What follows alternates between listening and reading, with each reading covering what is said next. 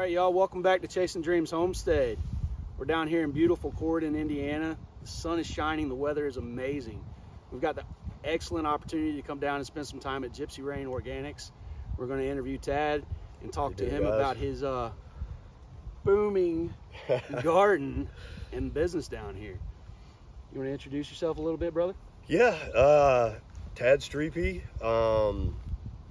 owner, Gypsy Rain Organics. A little bit about myself. I'm prior military.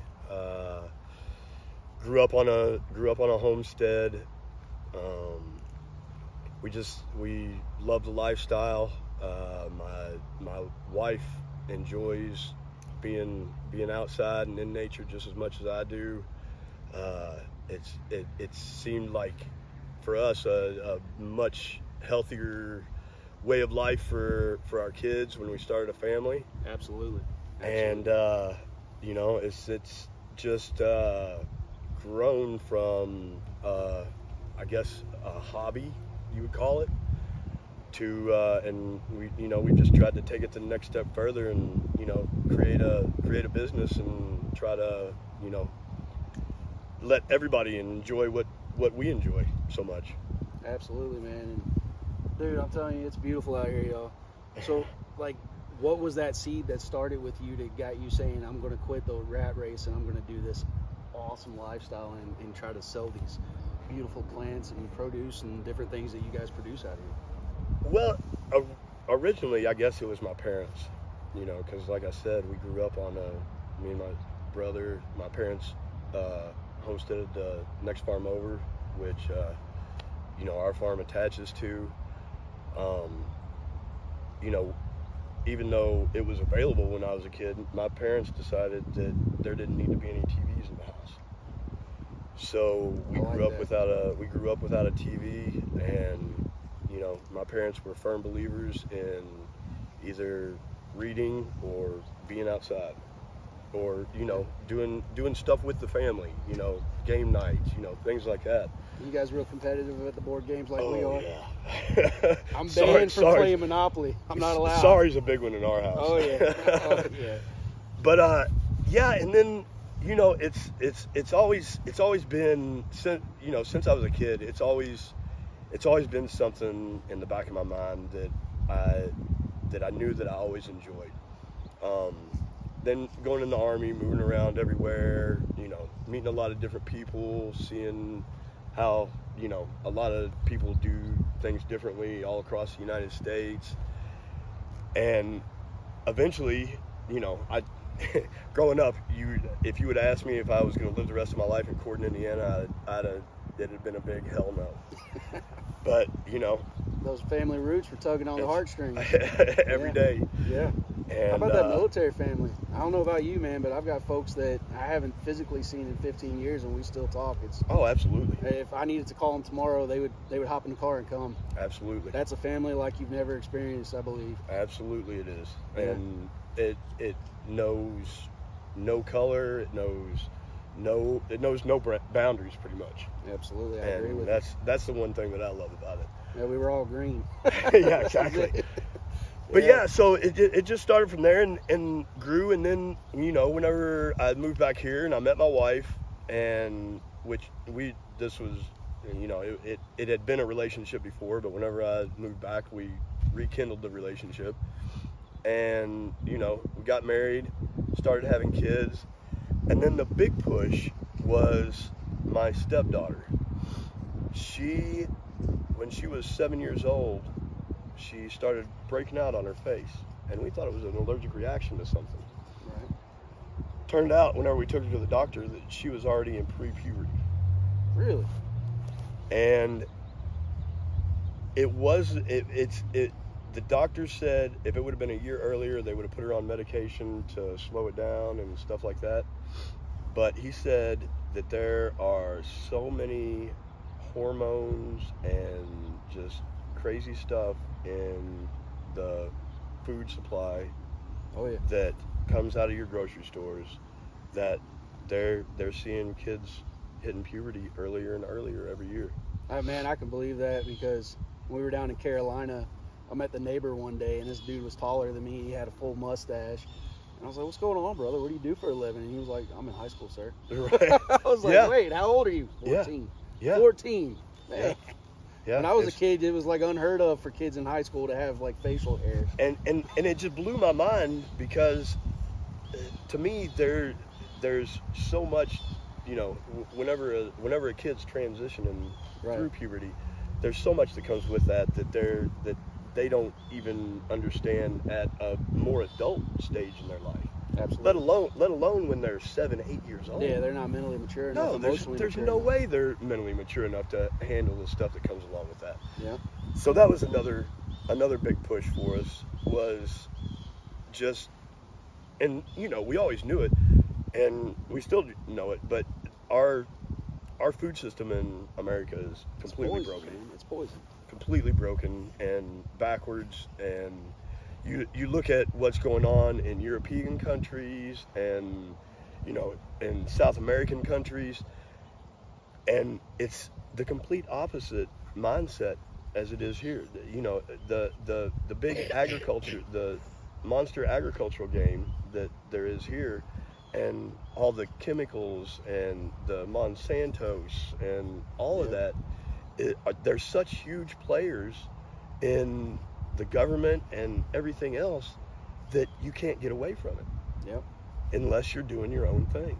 And that's hard. That's a lot of work. It is. That's a whole lot of work that a lot of people aren't willing to put in. It is. So I'm thankful for a fellow like you down here offering that to people.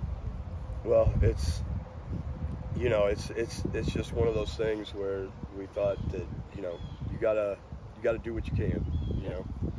I like that. I'm all about trying to build community, so that's a great mindset to have. Yeah, and you know, with this field out here, we're planning on, you know, starting a community garden out there for people that live in, you know, say an apartment or whatever, but would love to be able to have a small plot to grow a few tomatoes or, you know, some heads of lettuce or whatever, just to be able to get their hands dirty and learn about, you know, how to grow stuff organically, because they might not always be living in that. Oh, they're not going to once they get that little plot. Right. It's planting a seed right there. They're going to get that passion for growing. They're going to get that green thumb, and they're going to be wanting to find a place to grow their own big garden one day. Exactly. That's definitely going to happen. And that's, you know, that's our hope, is to, you know, the way the seed got planted with me, hopefully we can plant that seed with, you know, at least a few other people. Even if it's just a few other people, I feel like I've done my job.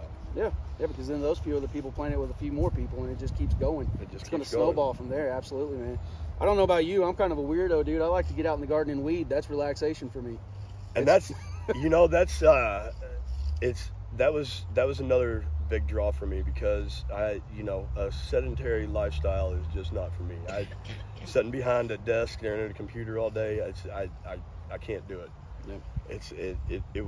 It would literally eat my soul, I think. Brother, I feel that pain, because I have to do it. Right. And being able to get out here and do this, you know, 9 months out of the year, it's amazing what it does for your mentality and your well-being. Just being able to do it, let alone, you know, everything that comes out of the garden that we feed ourselves with. Just being able to get out here and have your Zen moments. Yeah. You know? Yeah, I mean, it's like, for me, when I'm weeding, if I don't get it all done today, there's no stress. I know I can come back and do some more tomorrow. I can chip away at it. Right. The plants don't mind. They're thankful that I'm freeing up some of that nitrogen and stuff in the soil for them, taking the weeds out of the equation. But it's not a rush. It's just do it at your leisure and work at it a little at a time. And there's nothing stressful about it. It's just, you're just out here. Like you said, the Zen moment. It's beautiful. Yeah. Man, what is something, if you could have told yourself 10 years ago, you think you might have wanted to tell yourself? Start earlier. I knew it. Same for us. Similar situation. We got into homesteading because of the toxic food chain, and we were like, we really want to have more of a control on what we're feeding our family. Mm-hmm. And we wish we would have started a lot sooner. Yeah. I don't know about your kids. Our kids go to public school. Mm-hmm. We wish we would have started so soon that homeschooling would have been just a normal fit for them. Right. And our kids learn, I think at least, they learn more on the homestead than they do at school. and see, that's another thing for us, you know, like your kids. My kids go to public school here in Corydon, and I've started talking with and now have a really good relationship with Mrs. Zimmerman, who is the food program director at all the area schools. She has started purchasing stuff from us for after-school programs and their lunch programs there at the schools. Awesome. So, that's just one more thing that we're trying to get to a point to where, hopefully one day that all the schools in the county are coming to us and getting all their produce. Right. This area it'll be hard just because there's 3 months out of the year that can be pretty brutal around here. And vegetables don't take kindly to it. So, growing tomatoes in January might not be something that we're able to do, but I'm gonna try. I mean, you could do it, but it would not be very easy, and it would be very expensive. Very expensive, and that's the thing. You gotta. That's one of the things. You gotta look at your inputs compared to your outputs, and if it doesn't make sense, it don't make dollars. That's right. That's right. Absolutely. So, what's the dog's name, brother? This is Jasper.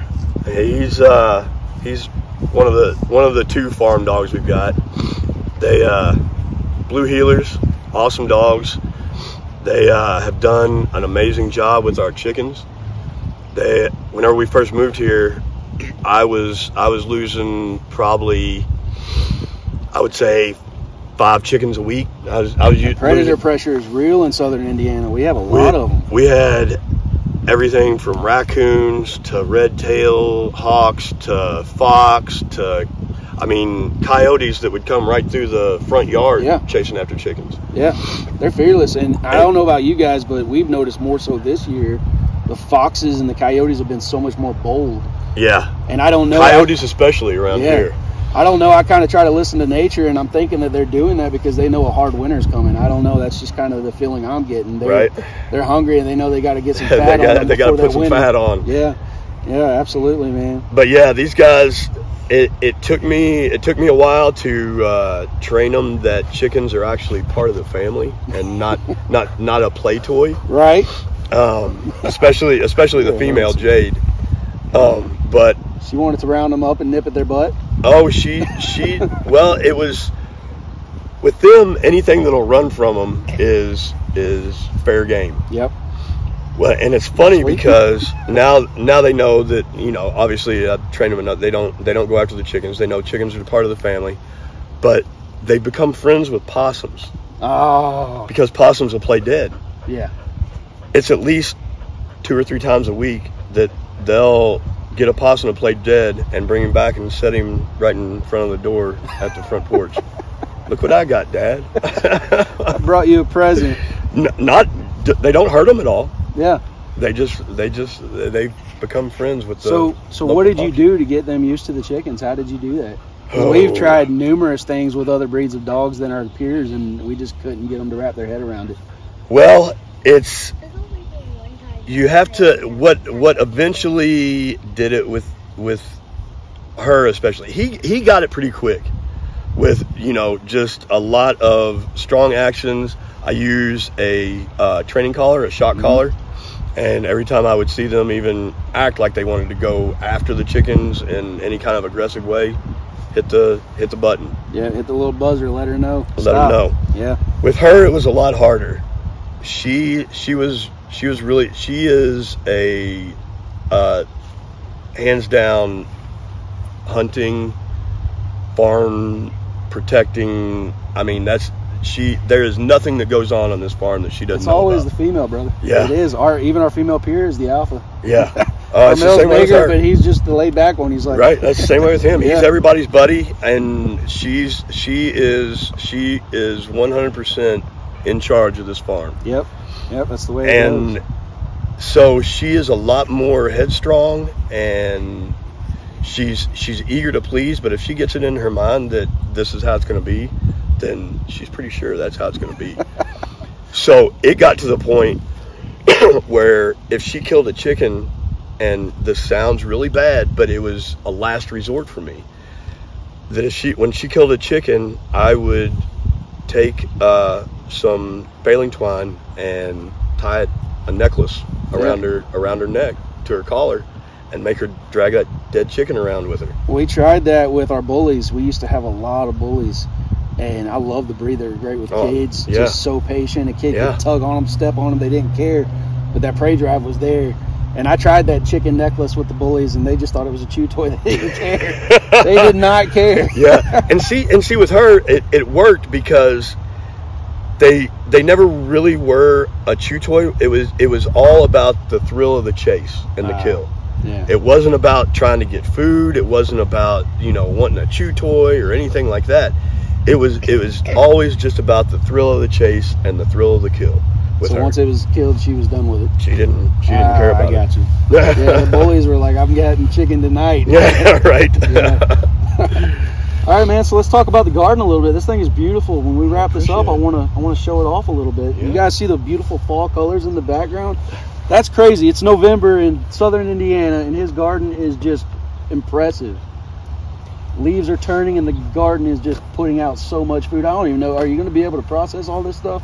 I seriously doubt it. Not by the time the heavy cold gets here. I'm hopeful that between the restaurants that I sell to, my diehards that come and get stuff from me on a regular basis, that we'll be able to get through most of it. Yeah. But and that's been another thing with us is judging our scale, where we're at, how much we need to grow of what, and when, and all that.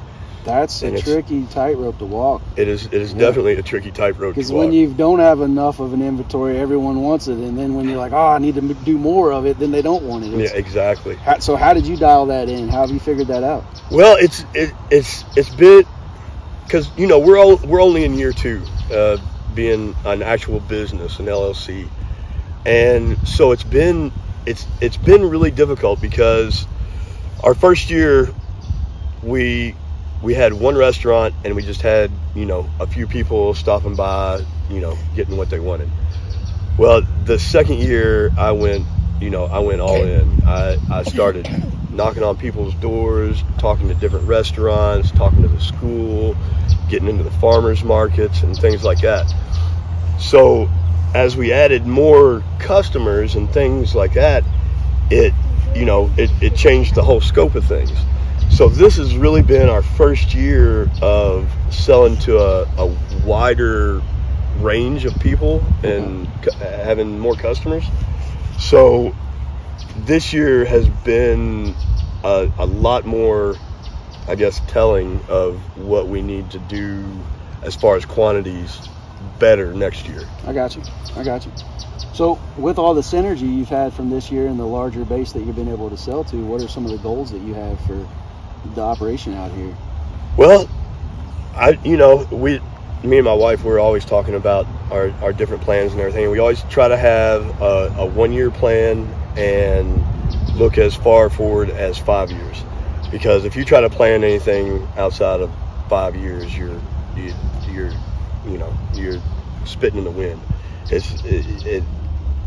To me, there's so many variables and so many factors, and so much stuff happens in that amount of time that it can completely change your whole trajectory or where you want to be. So with our 1-year plan, next year my plan is to be in more farmers markets. Our one here in Corydon is pretty small, and it hasn't gained the momentum that a lot of the bigger ones have.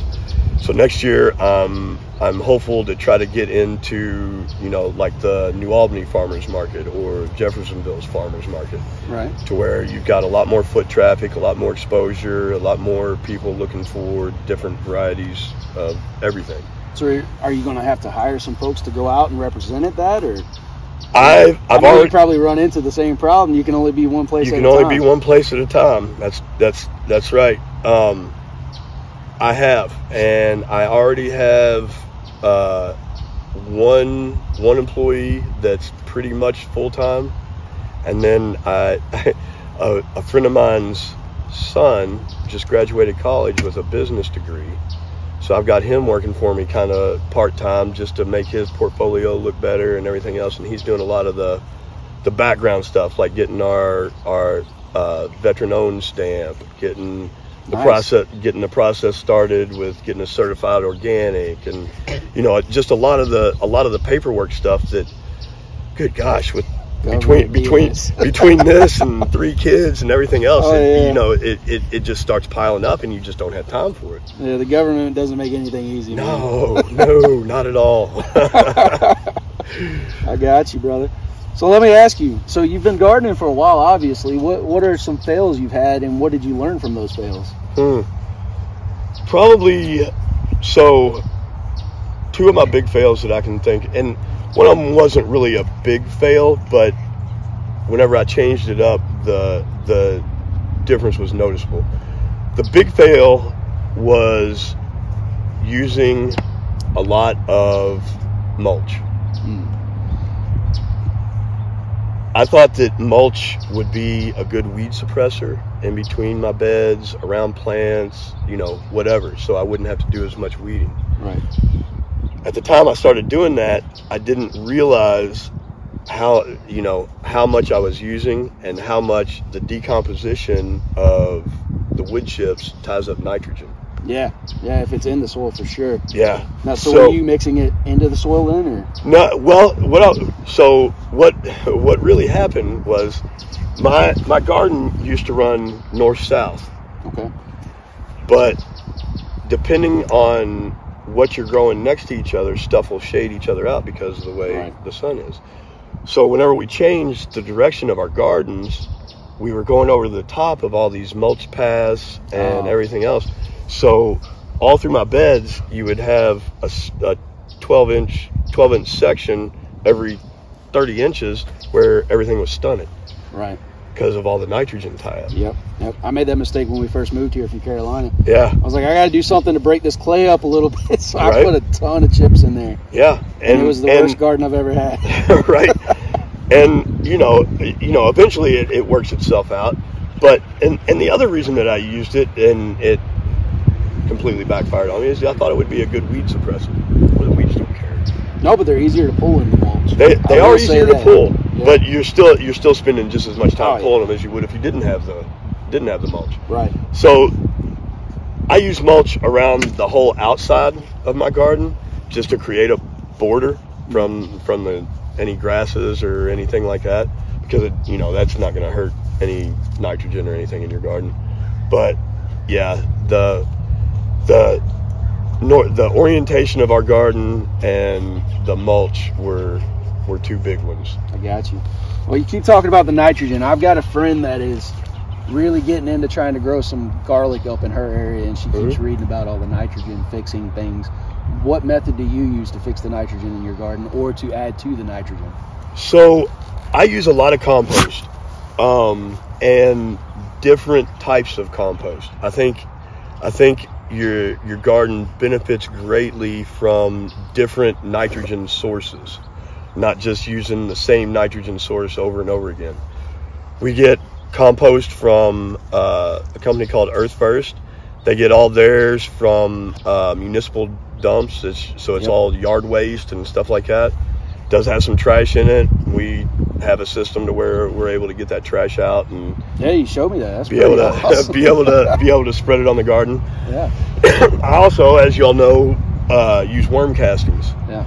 Worm castings are amazing for your garden. Now that's more a broad spectrum for all your nutrients than just nitrogen, but it is a nitrogen source.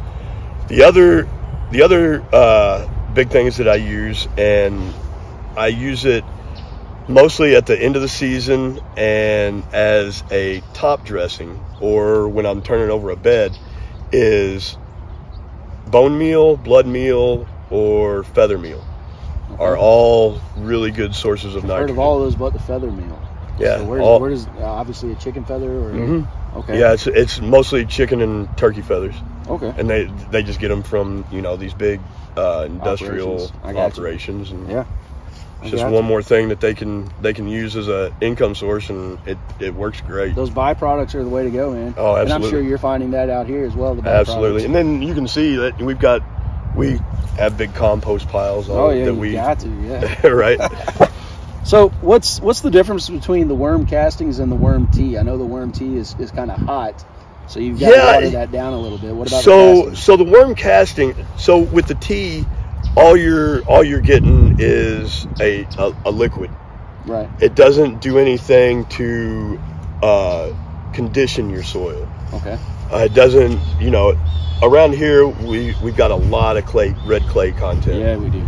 And so I'm trying to add as much compost that's got, that more light, fluffier, dark, organic matter to it to mix in, because you have to have some of the clay matter too, because that's what holds your water. And clay is super rich in nutrients. Oh, absolutely. It really is, yeah. But if you've got too much clay content, your plant roots aren't. Your plant roots are not going to be able to do what they need to and get down into the ground like they need to. Right. So you've got to have that balance, and that's a lot of the reason that I use the worm castings. Is it's a great soil conditioner. Yeah.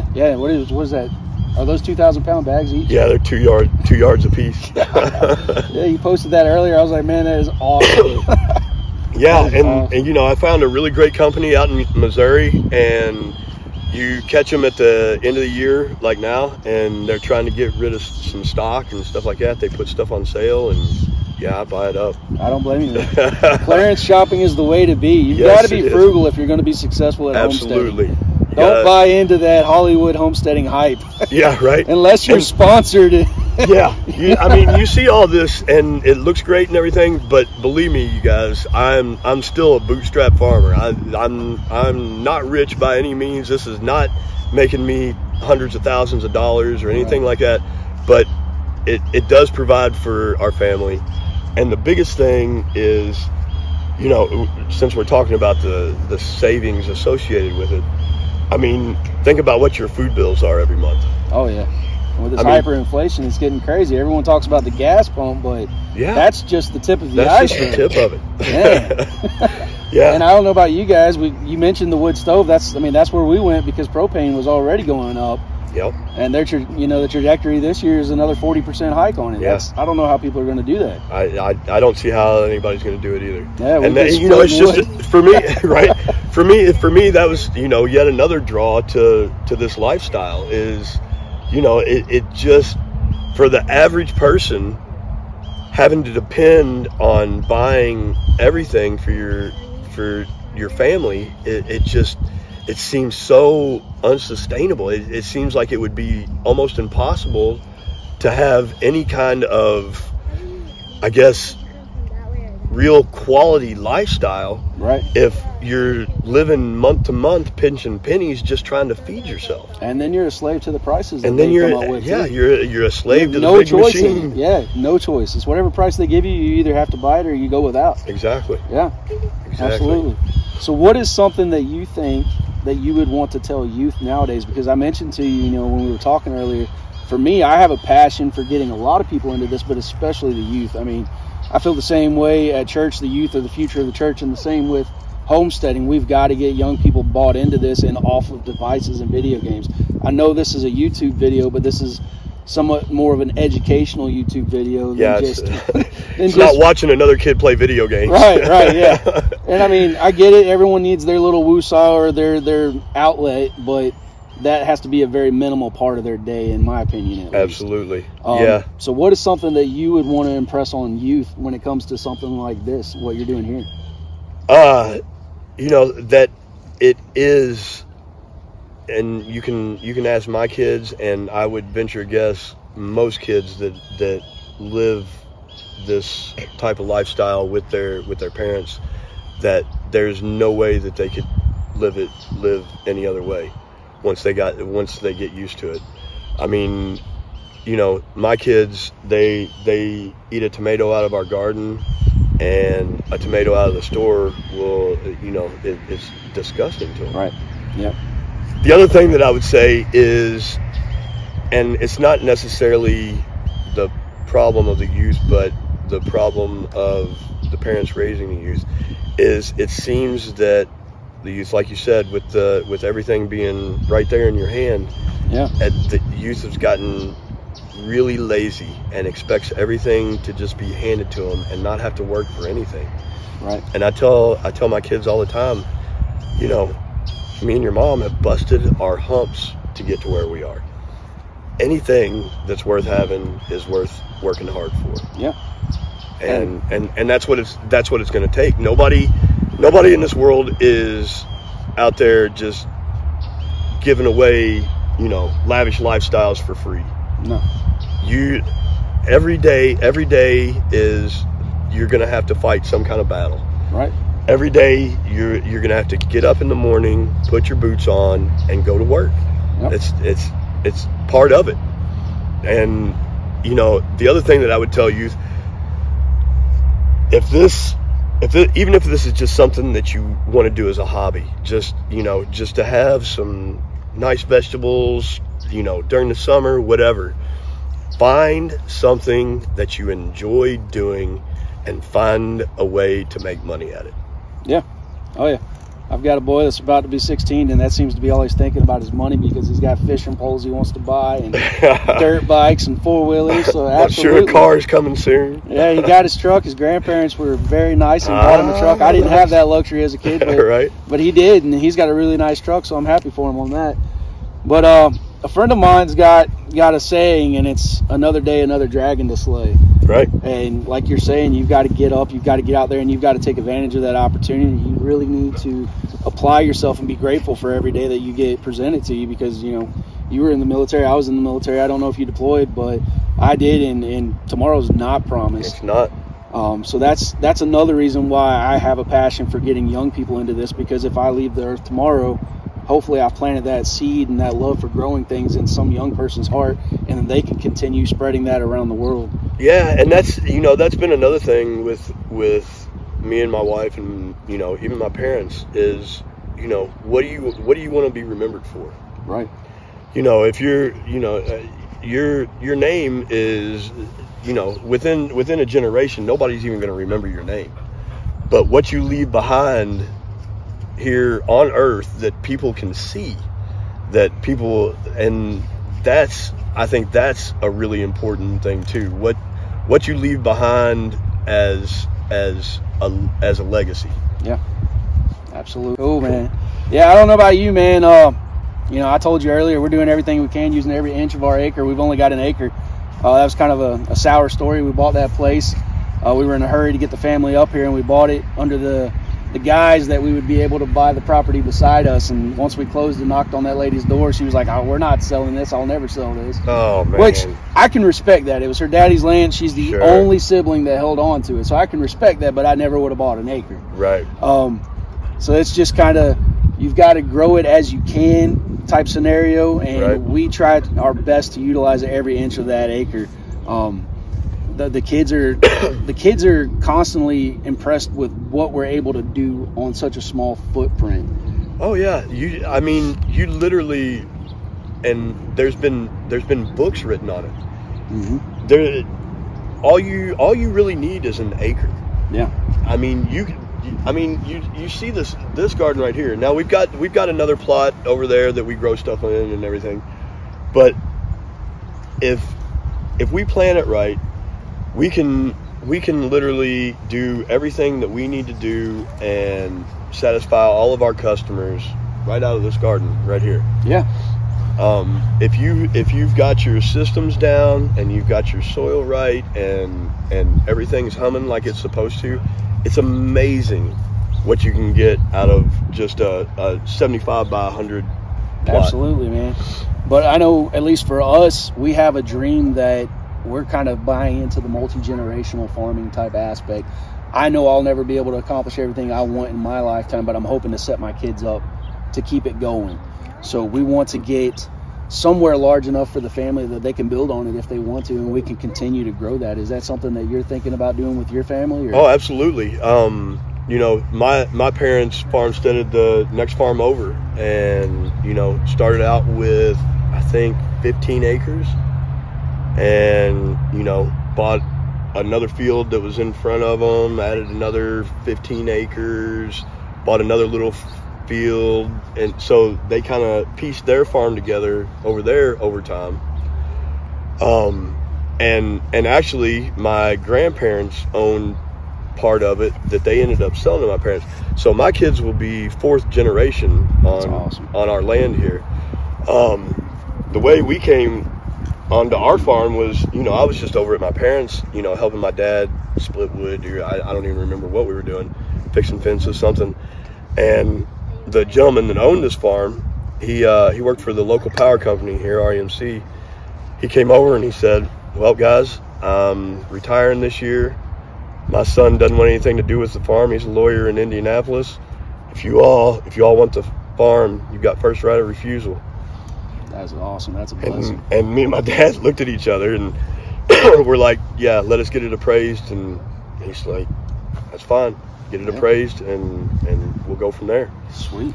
And, you know, me and my wife, we were starting to look for our forever property. Right. At the time, we were living with her parents, and they had an unfinished basement that I finished, and you know that's where we were living at the time. And so, whenever this place came up for sale, you know, we were not prepared to drop that much money on a piece of property. But we also knew that if we didn't, we'd never have an opportunity like this again. And you gotta seize those opportunities, man. And so we had to buckle down and do what we had to do. And that, you know, that first 5 years that we were here, it was tight, man. Yeah. It was so tight. Yeah. So it took us a while to, you know, get our heads above water and be able to start, you know, putting little inputs here and there to start getting the farm to where we wanted it to be, and to be able to, you know, consider ourselves a legit market farm. But yeah, it's you know, like you said, you gotta seize those opportunities when they come along. What's that saying? Fortune favors the bold. Yes, sir. Yeah, you guys were bold and jumped in it. That's Yeah. awesome, man. That's a blessing, and this place is beautiful. I appreciate it. This is something we dream about one day, having something like that. You know, that's just we got a guy in the group, Mr. Bud. He said, "Grow where you're planted." So that's what we're doing right now. We're growing where we're planted. You know, if it happens, Absolutely. it happens. If it doesn't, we're going to keep on plugging away. But this is beautiful, man. It's so relaxing, and just I like the atmosphere out here. I like the environment out here. It's pretty cool, man. Thank you. You want to show the folks the garden and maybe tell them about some of the greens you got in here real Sure. quick? Yeah. All right, brother, let's rock it. So, yeah, you know, this has really been our first year growing a legit fall garden. We're still figuring out what works well. The one thing that I have noticed about a fall garden, timing is your biggest nemesis on a fall garden, because you're racing against the 10-hour day. Spring plantings, your pest pressure is your biggest problem. Oh yeah, absolutely, man. So what are some ways you guys avoid that pest pressure or mitigate it, since you're not using pesticides and everything's organic? Neem oil. Yep. Neem oil is one of my best friends. Also, our big thing is providing areas for beneficial bugs and predator bugs. All the bugs that either eat the other bugs or provide pollination for whatever. Because you can see on the end beds right there, that's all for beneficial bugs. It's flowers, everything from cilantro to, you know, just a mix of all kinds of stuff that just, I mean, you can see orb weaver spiders over here in the broccoli, and you know, we love all that stuff because it is amazing the difference that it'll make in your garden. What are you planning to do with all these broccoli leaves now that we talked about that? Yeah, my man here, he just, you know, I've asked people before, what what can you do with broccoli leaves? Because I mean, you hate to see these beautiful leaves go to waste. Right. And you were just telling me that you dry them out and grind them down and use them as a super green. Yeah, man, that's awesome. That powder is great. Yeah. Especially when you get that winter lack of greens, it substitutes it well. Right. And that's something that we've started playing around with a lot is doing a bunch of different powders, from onion powder to beet powders to, beet powder is just an awesome concept. I hadn't ever thought of that.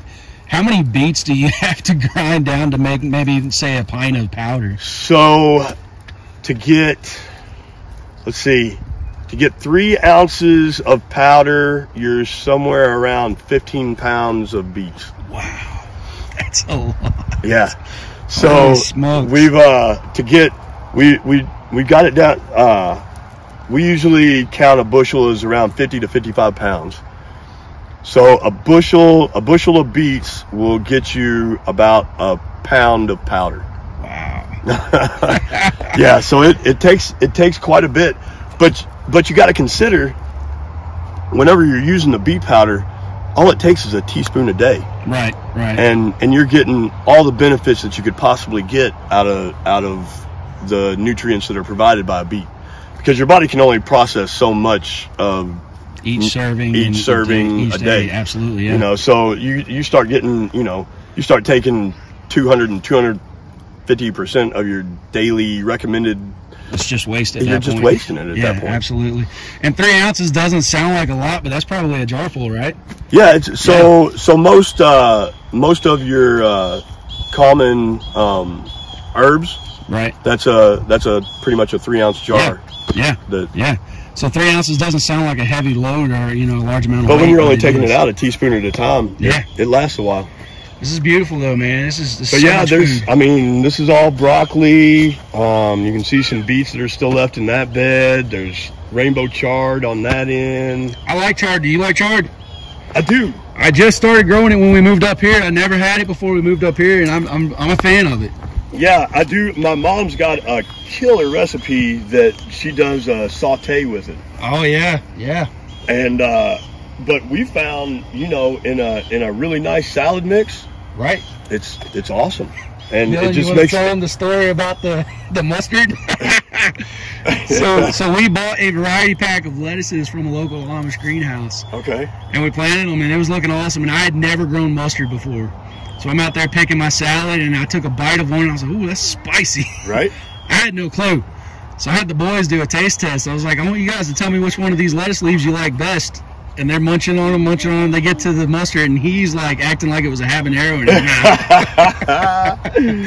Yeah, because and that was another thing that we tried this year was a true mescaline mix, and a true mescaline mix has a lot of the mustard greens in it, different types of mustard greens in it, and for whatever reason, and it's just one of those things that hasn't really caught on or whatever, but people just didn't like the taste of it. See, I like the mustard greens now that I've had it, and I know what it is. I like that spice it brings to the table. I do too. It's just another flavor level in your adding complexities to it. Absolutely. And I don't cover a salad in a bunch of dressing either. I like it for the vegetables that are in it, so I might put maybe a little vinaigrette on it, but otherwise I'm weird. I just eat the vegetables. Oh yeah. Here, I'll show you. This was another thing that we just started this year. Because of our clay content, I always just assumed that carrots were not going to be an option. These look beautiful, man. Conditioning the soil and whatnot.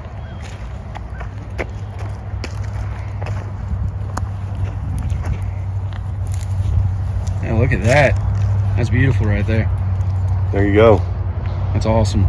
So, and those have been a big seller this year. People are loving the carrots. You can actually eat the greens too. A lot of people don't realize that, and they waste the greens. Yeah, another thing that I've learned, there's so many greens that I didn't realize that people ate, that I'm now learning that people love. I'm weird like that, man. If I grow a plant, I want to find out what all of that plant I can use. Right.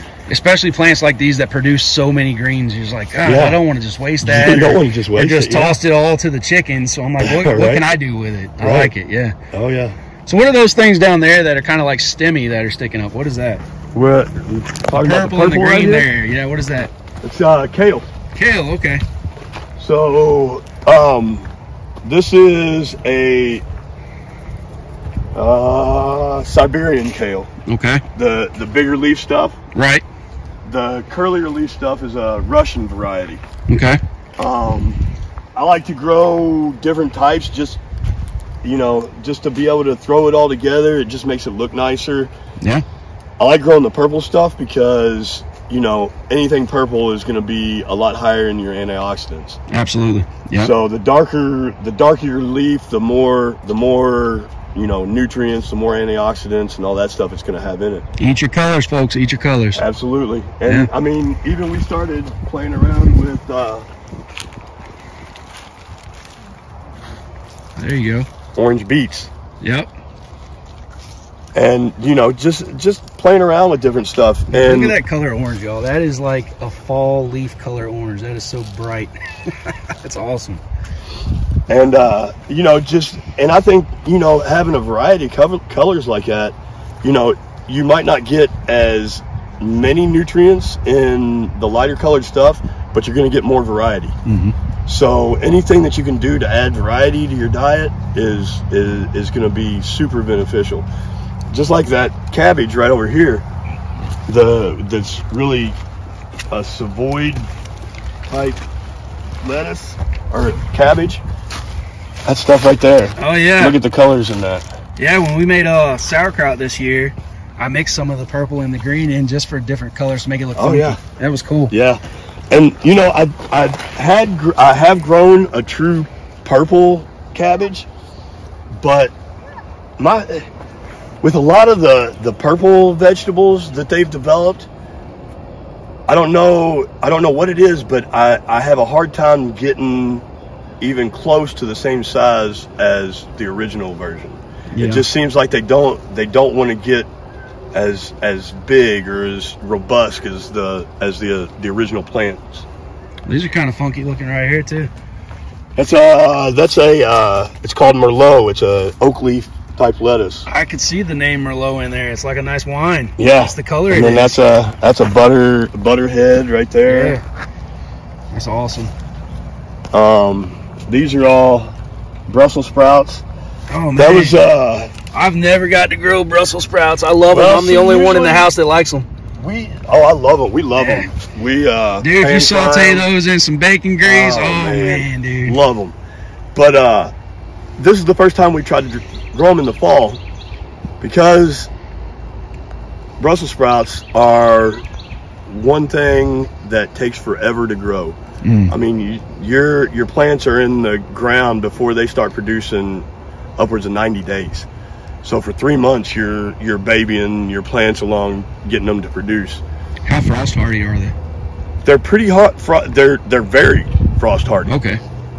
If they're at a certain size. Now your small starts, it doesn't matter what it is. It can be the most frost hardy thing. It's if you it hasn't developed that root system. It hadn't developed that root system, that strong internal vascular system. But we always had such bad pest pressure in the spring and through the summer, trying to get them to size, that it was really hard to get and we did it, but it was so labor intensive to get them. So we tried them in the fall this year. They're looking good. They're looking good. The problem is, I think I got them out about 2 weeks too late. Oh.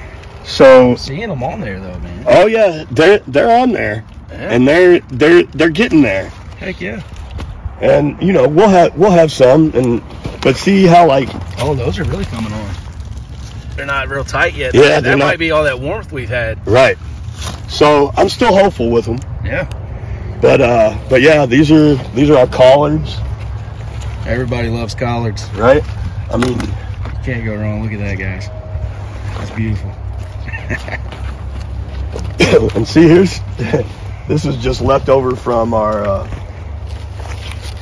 That was in our mescaline mix. That's actually it's just an overgrown. You can use that as a wrap for something. Oh yeah, absolutely. Yeah. That's awesome. That's a great idea. Yeah. But yeah, we try to grow a little bit of everything. So I see the sign, the grow womb. Who came up with that? that was you. That's awesome. I like it. Yeah, it's Mother Earth, right? I got it. Yeah. Yeah. So that's where we start all our seeds, and yeah, my wife Jess, she came up with the name for the. I dig it. I dig it. Yeah, it reminds me of like the breastfeeding pictures you see where it's like the tree root system nursing the baby. Yeah, that's awesome. Absolutely. We appreciate it so much letting us come out and check y'all out and interviewing you guys. This is beautiful. Thank you for the hospitality, brother. I love sharing what we do with people, and helping get as much information out as we can about what we do, and helping people get started doing even if it's on a really small scale. It's just a question of scaling up or scaling down. All the same techniques still apply. Yep. I always like to say, and I wish I would have taken this advice earlier on in my homesteading journey, start small and become a master of that before. Oh, absolutely. I used to jump right into things and stress myself out because I'd go too big too fast. I did it too. Because whenever we first bought this place, I had a huge garden and working full time, the kids and everything else. And it was more than we could ever hope to eat, but it was just something that I loved so much, and I was trying to get to a point where I was in that weird transition stage, and it was too much too fast. Right. So I had to back off of it a little bit, regroup and start doing things a little different, and eventually we got to where we needed to be. Heck yeah, Dylan, hold that for me, man. All right, I'll shake this man's hand. It's been a beautiful tour, brother. I appreciate it. No problem. At Chasing Dreams Homestead, we like to end every video with saying, keep dreaming, y'all. Keep dreaming.